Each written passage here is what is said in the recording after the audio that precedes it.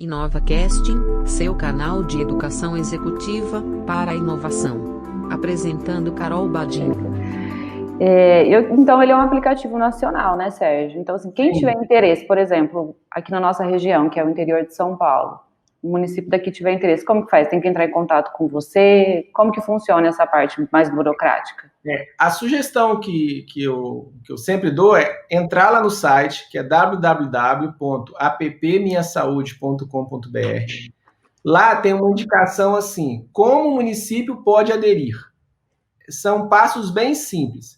Tem 2 documentos lá que já está em formato do Word, e aí o gestor municipal baixa esses documentos, preenche com os dados da autoridade de saúde local, aí precisa assinar e encaminhar para nós, né, no e-mail contato@appminhasaude.com.br ou pela CNM. A CNM também tem nas suas áreas temáticas, o nosso aplicativo está lá, então pode tanto entrar em contato conosco quanto na CNM, a gente repassa um para o outro. O mais comum é que os municípios acabem descobrindo, né, por nós, pelo nosso site, e aí manda esses documentos assinados eletronicamente mesmo para a gente. E assim, no mesmo dia a gente dá todos os acessos, já libera os registros. A única coisa que a gente pede para o município é um telefone de contato para que a gente possa colocar no aplicativo, né, para conferir e tal.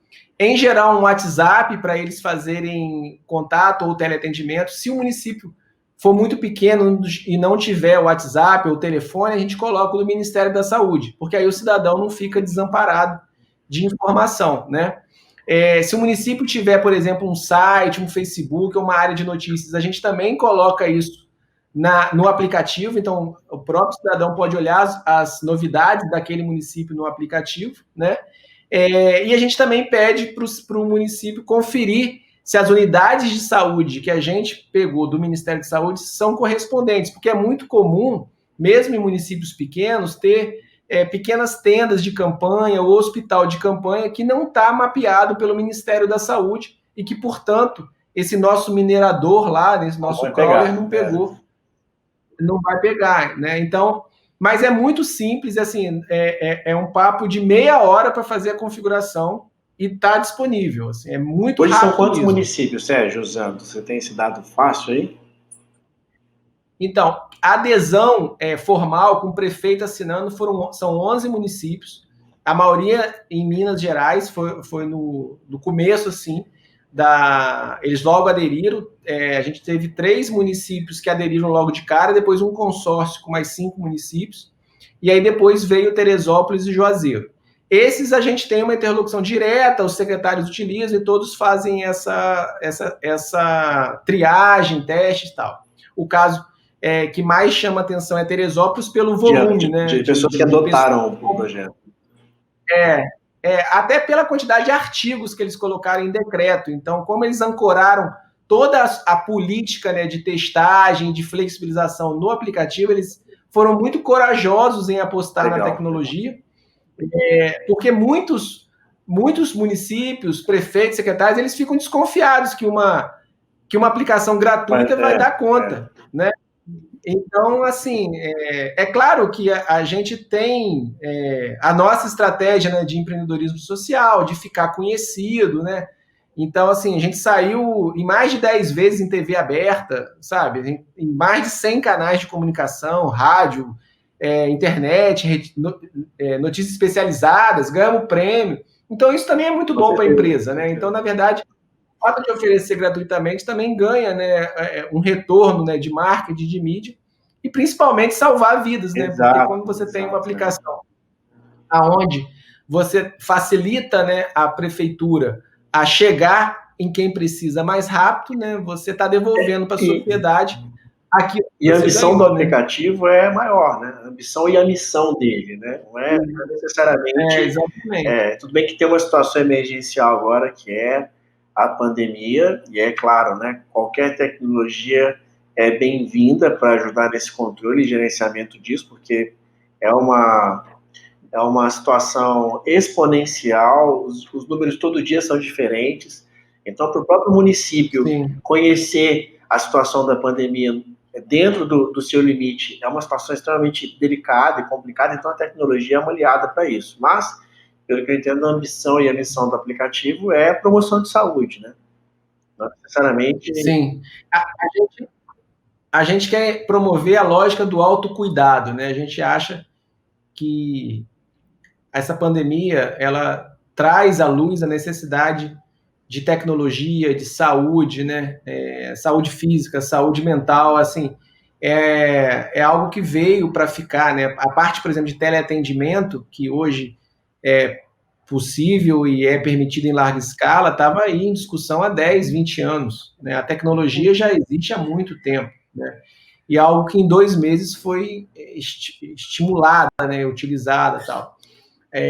As questões relacionadas à questão do autocuidado, né, físico, mental, isso está colocando, né, agora mais enfaticamente. E a tecnologia é um elemento de inovação importante nesse cenário, né, porque dá a essas pessoas a possibilidade de acesso à informação e a determinados tratamentos que elas muitas vezes ficavam horas numa fila para ser atendido. Então, a gente tem uma missão importante agora de ajudar nesse momento, de dar a nossa contribuição, mas a gente espera que essa aplicação ela fique para o pós-pandemia para outros tipos de comorbidades. Assim, a gente sabe que tem muitas doenças crônicas que podem ser atendidas da mesma forma, né? Então, se você pega políticas públicas, onde você tem os dados da população em um só lugar, e aí uma determinada política pública naquela região necessária para idosos, para gestantes, para diabéticos, para hipertensos, você consegue, né, ter uma eficiência, uma eficácia melhor com os dados estruturados, né, e bem analisados. Então, a gente procura, né, ter uma inserção agora disso, né, nos municípios e, sobretudo, na população, para que a gente possa também fazer esse cenário pós-pandemia. Você fez a pergunta da quantidade de municípios que fazem adesão, e olha que interessante, né? Apesar de 11 municípios terem assinado formalmente, ali com o prefeito assinando um acordo de cooperação, nós já temos usuários em 432 municípios. Então, você pode notar que a ansiedade da população, ela é muito mais acelerada do que a visão que os gestores têm. Eu imaginei isso, é a outra pergunta que eu faria. Então, mas aí eu surgi uma dúvida, a pessoa consegue ter sem o município dela ter? Consegue. O que, na verdade, quem perde nesse cenário, ou quem deixa de ganhar, é o próprio município. Porque o município precisa conhecer o seu cidadão. Então, assim, para cada cidadão que responde ao meu aplicativo, o município tem que mandar um agente na casa dele para fazer as mesmas perguntas. Então, assim, o que a gente oferece é uma possibilidade de pegar esse agente que está saindo da Secretaria de Saúde, de uma unidade de saúde, indo à casa das pessoas para verificar como elas estão, elas podem estar do outro lado atendendo quem está precisando com mais urgência.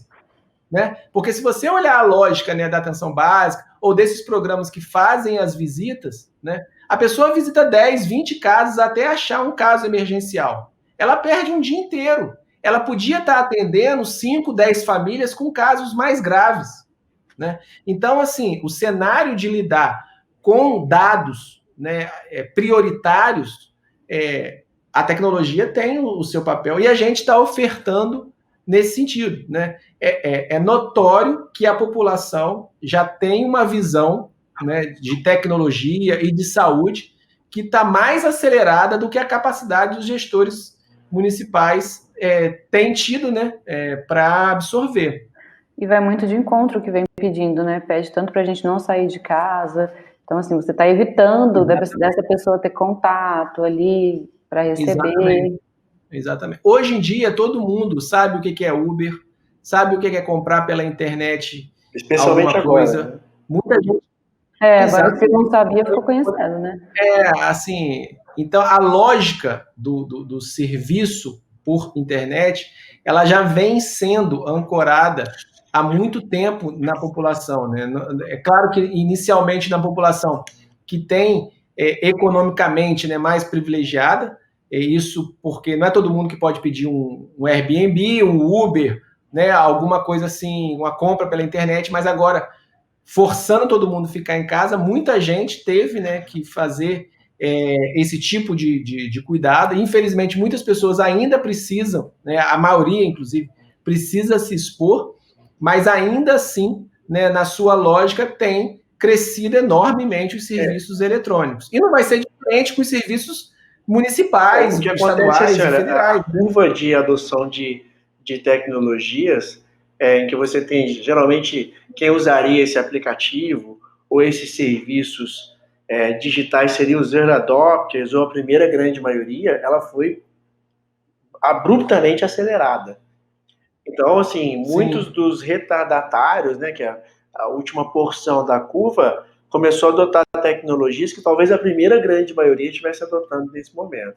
Então, o município que tem a possibilidade de adotar uma tecnologia que aproxima ele do cidadão e não faz isso nesse momento, perde um momento ímpar para se fazer isso, porque agora o cidadão está totalmente predisposto a usar serviços digitais, ele se submete a serviços digitais como não se submetia até fevereiro, março desse ano.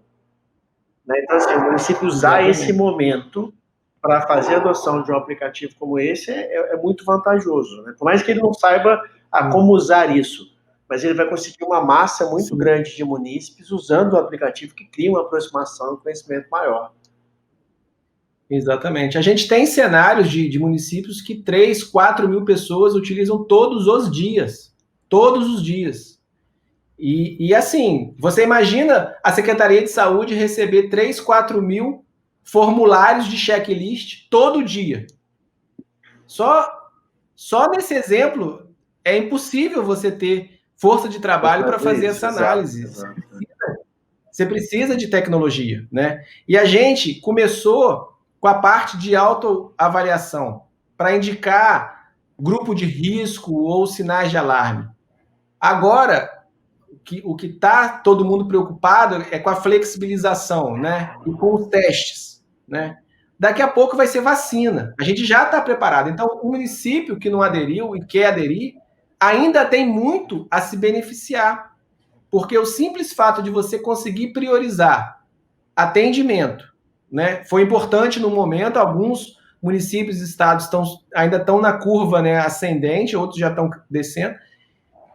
Mas a parte de teste e a parte de vacina que ainda não chegou, naturalmente vai haver gargalo. Não vai ter vacina para todo mundo. E quem tem que vacinar primeiro? Né? Essa pergunta é uma pergunta muito simples de ser feita, mas existe uma complexidade aí para que você tenha esses dados de maneira correta. Né? E o que você vê, em muitos casos, é uma definição que às vezes, né, ali numa reunião se define, mas que não tem um critério específico que poderia ajudar mais pessoas. Essa é a diferença de uma resposta científica, numérica, de uma resposta empírica, né? Então, basicamente, o município que não tem essa informação está respondendo de forma empírica. Ele não tem a ciência da análise de dados e informação para dizer, olha, esse é o grupo que tem que ser vacinado primeiro se a gente quiser salvar a vida, ou se quiser reduzir a curva abruptamente. Não tem essa informação. Vai usar o que se usa justamente, mulheres e crianças primeiro, né? Vai ter município que, com certeza, vai estar vacinando gente que já está imunizada. Exato. Porque vai criar um critério de massa, né? Mulheres e crianças primeiro, acima de 60 anos primeiro, quer dizer, sem necessariamente conhecer o comportamento da pandemia dentro daquele município. E a própria tecnologia, ela tem um papel educacional muito importante também na população, né? A gente teve um caso de um município que aderiu à parte de agendamento online, porque tinha gente que ia no posto de saúde fazer teste todo dia, todos os dias. Tem gente, 5 vezes na semana a pessoa ia lá fazer um teste de graça e pronto, né? Aí quando você adota a tecnologia, não é que você cria uma barreira, mas você passa a saber quem está fazendo o teste todo dia. E aí você pode orientar, olha, quando você faz um teste todo dia, você está tirando a chance de outras pessoas de fazerem esse teste, né? Não só porque tem o seu custo, como tem o custo da pessoa que está ali, né? Loucura, então, né, pessoa que achar que tem que fazer o teste do Exatamente. vídeo. A tecnologia também permite, a gente também tem soluções, aí são outras soluções, para multar quem não está de máscara, para multar aglomerações, em muitos cenários, né? Mas no cenário de saúde, sobretudo do autocuidado, quanto custa engajar 10, 20, 30% da sua população? É um custo enorme, de engajamento, né? Então, é importante aproveitar esse momento infeliz que a gente está vivendo, né, para entregar para a população benefícios, né, e meios para que, a partir de agora, essa lógica de saúde tenha um cuidado melhor, né, em alguns Até casos. porque, assim, quando você fala de saúde privada e pública, a saúde privada, especialmente os planos de saúde, eles fazem algo muito bem. A gente estava conversando um pouco antes de começar o vídeo, falando de sinistralidade. Então, o plano de saúde, né, as instituições privadas de saúde, especialmente aquelas seguradoras, elas têm um trabalho de prevenção, de redução de sinistralidade muito grande, né? O setor público, que tem, via de regra, recursos mais limitados, né, per capita, do que as instituições privadas, não trabalha isso muito bem. Né? E deveria trabalhar isso melhor até para preservar essas verbas. Então, se a gente começa a fazer um trabalho de preventivo, de redução de sinistralidade dentro da saúde, que é basicamente, a prevenção é promoção à saúde, você começa a pensar que aquela verba poderia fazer mais pelo cidadão. Né? Então, assim, é também uma ferramenta para se começar um trabalho que é extremamente importante se começar no setor público e que está muito acanhado ainda no setor público, extremamente avançado no setor privado. Na verdade, a gente vem historicamente premiando o erro, né? A gente vem sempre na lógica de consertar aquilo que está quebrado, né? A pessoa, a própria atuação, né, das organizações sociais relacionadas à saúde, das contratações à saúde, você sempre premia o erro, você contrata para alguém consertar algo, né? Você contrata alguém para atender a pessoa que já está doente, né? Quando, na verdade, a gente tem que começar a pagar pela não doença, né? Olha, eu vou contratar aqui uma organização ou vou delimitar o meu orçamento para que as pessoas não fiquem doentes, né? E essa é a lógica do privado, né? Essa é a lógica do privado. Eles querem que a pessoa não fique doente. Na verdade, quem paga plano de saúde, qualquer pessoa que paga plano de saúde, não tem prazer algum de usar o plano de saúde. Exato. Né? Então, assim, que prazer você tem de ficar internado, de você ter que fazer bateria de exame? Você paga, é como pagar um seguro de carro. Você não quer usar o seguro. Exato, esse é o conceito. Como um seguro de casa e assim por diante. Então, a lógica, né, do serviço público tem que ser da mesma maneira, e eu acho que algum dia a gente vai chegar... Eu também acho, mas assim, eu acho que a tecnologia, ela é um facilitador para a gente percorrer esse caminho. O ponto é, a iniciativa pública, o poder público, tem que enxergar isso e abraçar todas as oportunidades que ele tem de se fazer isso. Então, assim, de verdade, me surpreende um aplicativo social disponibilizado de graça para todos os milhares de municípios que tem no Brasil. E a gente tem uma adoção de pedido de municípios, sendo que mais de 400 cidadãos de mais de 400 diferentes municípios têm pessoas querendo usar. Então, assim, a iniciativa pública ela está muito aquém da necessidade do cidadão, ela está muito aquém da iniciativa privada, e isso tem que ser galgado, percorrido e resolvido muito rápido. Muito rápido. A gente não está livre de uma outra pandemia. A gente tem, se a gente não pensar em pandemia, mas pensar em mortes por CID, tem alguns CIDs que tem mortes alarmantes no Brasil, e que a gente está falando de coisas que deveriam ser resolvidas, né? A gente está falando de diabetes, está falando de doenças crônicas cardíacas, que depende de promoção à saúde, de acompanhamento, e que tem um índice de óbito ainda muito alto, especialmente para aquelas pessoas que não têm um seguro de saúde e que não existe um mecanismo para se trabalhar a prevenção. Né? Então, assim, isso a iniciativa pública está devendo para o cidadão, e espanta pensar que existe uma ferramenta de fácil adoção, gratuita, em que o município não tem que se esforçar nem financeiramente e nem tecnicamente para adotar, é basicamente promover o uso disso e ter um índice de adoção relativamente baixo. Então, assim, a gente vê que é extremamente deficiente o nível de gestão das instituições de saúde, especialmente as municipais, né, Sérgio? Acho que a gente tem um caminho longo para percorrer e de profissionalizar primeiro, né, cara, a gestão, né? Sim, sim.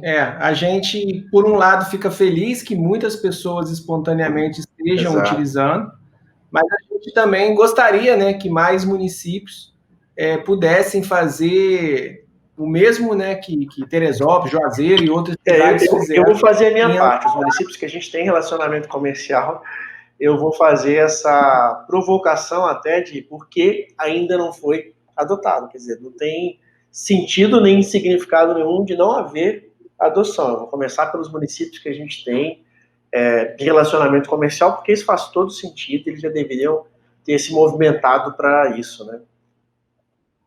Sim. Me veio aqui na cabeça a questão da dengue, né, que é muito forte no Brasil e que, nossa, iria auxiliar muito. Pois é, exato, cara. Então, assim, você fala de um monte de CIDs, a gente está falando especialmente do Covid agora, mas dá para citar uns 10, 12, 15, 16 CIDs que são pandêmicos ou endêmicos e muito pouco foi feito com uma série de tecnologias e ferramentas que estão sendo oferecidas. Acho que é a maturidade de gestão que precisa evoluir, não é orçamento, até porque o orçamento poderia ser melhor usado se tivesse uma diretriz de gestão pensando em promoção à saúde, não em remediação. Então, assim, tem algumas coisas que precisam basicamente seguir o que a iniciativa privada faz. A iniciativa pública não precisa fazer nada diferente do que aquilo que já é feito com muita competência pela iniciativa privada, né, Sérgio? Exatamente, seguindo os mesmos padrões, né? Você citou a dengue, a gente tem aplicações relacionadas à dengue também, e nos ajudou muito nesse cenário do Covid, a experiência que a gente já teve com aplicações de denúncia de focos do mosquito Aedes aegypti. Em 2016, teve um decreto que todo prédio público tinha que fazer uma vistoria. E a gente, naquela ocasião, fez uma aplicação em que o governo federal adotou e nós tivemos mais de 700 mil vistorias realizadas no aplicativo. Você imagina 700 mil vezes alguém indo em algum lugar, checando. Jamais ia. Ajudou bastante. Ele ainda é utilizado e a gente aprendeu muito com esse cenário para que nesse aplicativo Minha Saúde... Agora, no caso da dengue, a gente em 2 anos teve 8 mil usuários espalhados, até porque o foco eram servidores públicos.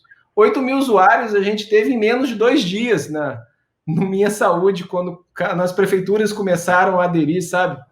E aí, tecnologicamente, né, felizmente, a gente evoluiu para que não houvesse queda da aplicação, para que todo mundo conseguisse usar com usabilidade. E é bom lembrar, né? A gente tem uma epidemia todo ano, que é dengue, zika, chikungunya. E mais do que isso, né? Se você pegar o aplicativo Minha Saúde e usar só com hipertensos, só esse CID de hipertensos, nossa, salva muita gente. Se você indicar, olha só, se você fizer um programa social e falar assim, eu vou te dar um termômetro por casa, e vou dar um aparelho de pressão para um bairro. Olha, pressão você vai medir quando sempre alguém precisar e termômetro você vai usar. Só em fazer isso e colocar numa aplicação, a própria aplicação tem sinais de alarme, aponta lá na Secretaria de Saúde, olha, naquela rua tem 3 pessoas que há 2 semanas estão com problemas de hipertensão assim assado. Manda lá um medicamento tal, um agente de saúde tal. Às vezes a única coisa que a pessoa precisa é de uma medicação que custa R$1,90, porque é genérico, e a pessoa morre. E assim, né? E quando não morre, fica uma semana no hospital, aí por causa de R$2, gasta 20 mil do governo.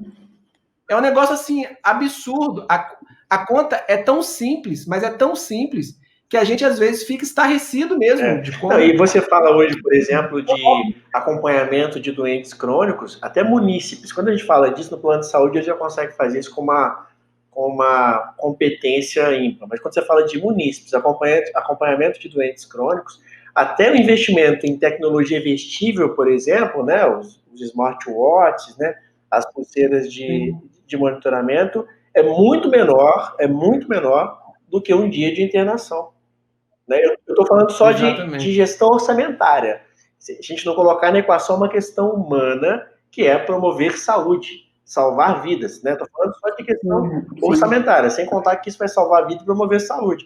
Então, quando você fala que existe uma tecnologia totalmente possível, viável, barata, que pode ser adotada para salvar a vida, promover saúde, reduzir sinistralidade e equalizar uma questão orçamentária, e a gente está falando da dificuldade de adotar um aplicativo, não por parte do cidadão, que seria mais difícil, né, mas por parte da gestão municipal. Então, assim, eles já deveriam estar pensando nisso. Cara, vamos usar esse aplicativo e, Sérgio, quando que a gente vai ter a conexão com tecnologia vestível? Sabe, a gente tinha que começar a falar, o município tinha que provocar essa evolução. E isso não partiu necessariamente da iniciativa privada ou do cidadão. Então, esse é um negócio que a gente precisa corrigir rápido, né? O governo tem um poder de compra e pode alavancar muito, né? Startups, empresas de saúde e tal. A gente, felizmente, vem de investimentos muito fortes no mercado privado. Então, no mercado privado, com o nosso prontuário, né, o ProntLife, a gente já trabalha com integrações de grandes laboratórios, de wearables, de prescrições eletrônicas, de integração com o hospital, tudo isso já está pronto, né? Mas houve um investimento pesado e muito grande de operadores de saúde, privado mesmo, investidor, houve um investimento muito grande na ferramenta. O aplicativo Minha Saúde, ele não usa 10% dessa tecnologia, uma coisa, é um braço muito pequeno, e sendo um braço muito pequeno, já fez, né, essa adesão toda, né? Porque o ProntLife em si, o prontuário, né, com protocolos clínicos e essa integração, ela é tão distante do que a administração municipal pode absorver, né, que é até difícil de imaginar uma implantação imediata. A gente tem que fazer muito em camadas, você tem que entregar pouco a pouco, até para que esse lado, né, que está muito atrasado, consiga, na sua maioria, absorver. É claro que tem grandes centros que já adotam tecnologias mais novas e tal, mas o Brasil é muito grande, você tem municípios muito pequenos, em que o prontuário é feito no papel e que não tem registro e assim por diante, sabe? É que existe aquele médico da cidade que, se o médico sair ou falecer, acabou. Gente desassistida e acabou o histórico das pessoas, né?